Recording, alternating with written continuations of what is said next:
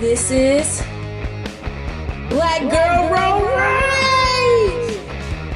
Man, it's just been so gloomy and rainy the last few days. I am actually going to my new job. As y'all know, I put in my 2 weeks. This new job I got is not like a dream job or something that I really want. It's just something that when you are creative, you understand the strife of the journey that it takes to really put into your creative. Like, you know that even though you want to do some creative shit, you still have to make money and provide for yourself, or if you have a family. So you have to still find a way to make money while being and doing creative stuff. So a lot of times you will find that creative, super talented creative people, they work in low service jobs. They work in customer service, retail. They work in these type of services because here's the thing. Those are the only jobs that first are actually like hiring without having to know this person and know this person in the company. You try to get a corporate job working as a creative, you can, but it's just a little harder because not only is it harder to get those jobs because it's all about who you know, but it's also, it takes up too much of your energy when you have a corporate or office job versus if you just, doing customer service. So a lot of times people who are creative, when they just need money coming in just to support their daily living and expenses, they will work customer service jobs, they will work retail jobs, they will work those type of jobs because service, barista, because one, it's easier to get than a corporate job, and then two, it doesn't take up all of your mental power and energy. Doing customer service doesn't take up a lot of mental power and energy. Now, is it exhausting? Yes. Is it can people get on your nerves and can it really bother you? Absolutely. That's not what I'm saying at all. But what I'm saying is when you leave your customer service job, you're not too exhausted to where you can't work on your creative, because the whole point is to be able to work the bullshit job so that way, you can have money coming in. And then also when you still have enough energy and time to come back home and work on your music, or come back home and work on your painting, or come back home and work on whatever else you do. I think if you even look up all famous people, like famous singers and stuff, you will find that they were working in customer service jobs before they became famous. They wasn't working in no corporate offices, or a lot of them wasn't lawyers or doctors. No, they were literally working as a server, or working at a grocery store, or working at a fast food chain before they got on. Because that's the reason why. I just want to take this time out to say, if you're creative out there, keep going, keep believing in yourself, don't think about everything all at once, about everything you have to do. You might be embarking on a new creative journey. You have no clue what to do. You might be like, I don't know, I have this idea and I want to do X, Y, and Z, but I don't have a clue on how to get there. I don't have a clue of the steps. Give yourself grace and just take time. Like, research, use ChatGPT, look at YouTube videos, just look up, okay, want to become XYZ, want to do this, what are the first steps? And then just literally take time to just do those first steps.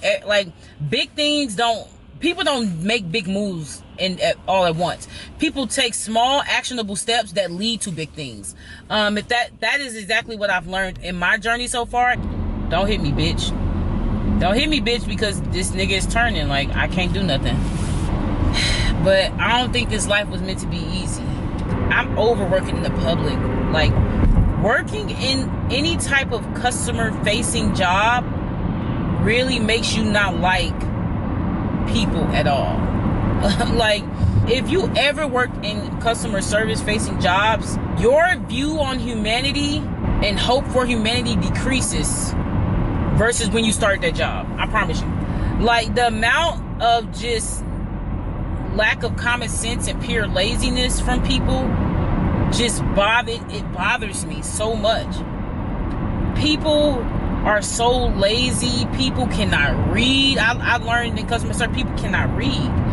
It's either they can't read or they simply don't want to read. I think it's a bit of both. People are rude. And it's very clear that people look down on people who work in customer service, but yet at the same time need these people to work in customer service. Like, y'all ever been to a store or Walmart or something, and there's only one cashier or something like that, and then you have some like older person, or you have a lady or a man say, well, there needs to be more, they need to open more lanes, they need to open more lanes, where's the other cashier?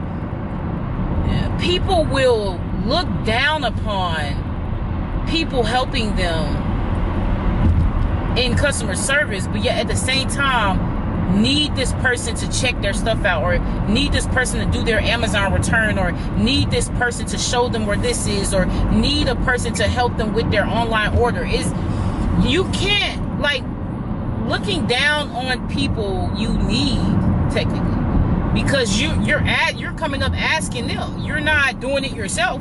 How somebody treat a waiter is, you can see the type of person they are. A lot of people are shitty people, y'all. Like, I could tell you from my own, like, a lot of people are shitty. They treat people who they think work low jobs like shit. They think they're dumb. And what's so funny is they are dumb thinking you're dumb. And this is where my pettiness with them comes into play, because I'm like, you over here, because I work in customer service, you think that I'm dumb because I'm here checking your stuff out or whatever. But little do you know that I'm not dumb, you're dumb, because you're the one who don't know how to read, or you're the one who think that I don't know what I'm talking about when I deal with this every day, and then I got a whole bachelor's degree, and then I'm in school for something else, and then I'm already awarded in my career field. You don't know who I am. So, but because I'm here, you just think, oh, she's dumb. You got to be dumb to work here, baby. Gone are the days that, like, that whole thinking process, that's not a flex. That's not what you think it is. A lot of people who are super talented, a lot of people who are in school, getting their master's degree, they work at these customer service jobs. Just because they there folding clothes or taking your order does not mean that they don't have nothing going on with their life. So all my creatives who you work in customer service, whatever, because you just gotta, because creative stuff, like, going a creative path is not for the weak, yeah. Pretty much, if you are creative, you are automatically an entrepreneur, like, because you're doing something that's of yourself. So you're automatically an entrepreneur if you are creative. And we all know that entrepreneurship is not easy. Like, entrepreneurship is not easy by any means. And it's one tough road. Like, the amount of confidence in yourself, trusting yourself, risks that you take, throwing yourself out into the abyss and just seeing what happens. It's so much of that. And I commend anybody who takes a leap of faith and bet on themselves, because it's not easy by any means. It's a lot of tears, it's a lot of struggle, and then you're gonna struggle with just your daily, like, just paying for food, cars gonna break down, stuff could happen, family stuff could happen, and you still have to not let that discourage you from where you want to go with your creative. And it's tough. They monetize creativity so much. I feel like back then creativity wasn't monetized as much, but creativity now is monetized so much, y'all. Like, you want to do anything, it's gonna cost you something, right?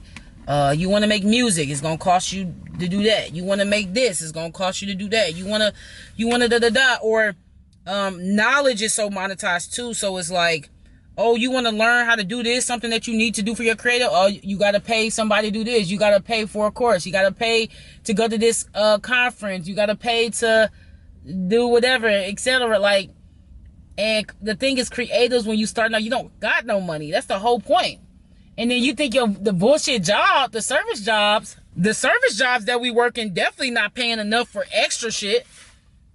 But if you budget, and maybe if you, like, live at home, or you live with somebody, or you can split rent, you're able to save.